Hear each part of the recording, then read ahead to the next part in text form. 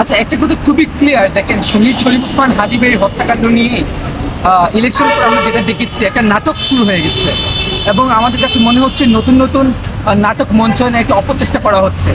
এতদিন আগে বলা হয়েছে হাদি ভাই হত্যাকারীদের নাকি গ্রেফতার করা হয়েছে, তো এতদিন হয়ে গেল কেন তাদেরকে দেশে ফেরানো হচ্ছে না? তারপর দেখেন, একটা কথা খুবই ক্লিয়ার, বিএনপি সরকার গঠন করেছে, বারবার বলা হয়েছিল আমাদের হাদি ভাইয়ের বিচার করা হবে, কিন্তু আমরা কি দেখেছি? বিএনপি গাদ্দারের মতো আচরণ করছে। জুলাইয়ের গণভোটকে তারা অধ্যাদেশটা বাতিল করার চেষ্টা করা হচ্ছে। আমরা শুনেছি এটা নাকি 12 তারিখ একদম বাতিল হয়ে যাবে। একটা কততম জঘন্যতম গাদ্দারি হয়ে মানুষ এটা করতে পারে? বিএনপি কি ভুলে গেছে কাদের রক্তের উপর দাঁড়িয়ে আজকে তারা সরকার গঠন করেছে? তারা কি ভুলে গেছেন তাদের প্রধানমন্ত্রী লন্ডনে ছিলেন, তাদের স্বরাষ্ট্রমন্ত্রী ছিলেন ভারতে? এই ছোট ছোট বাচ্চা ছেলেদের রক্তের বিনিময়ে তারা দেশে ফিরে আসতে পেরেছিলেন।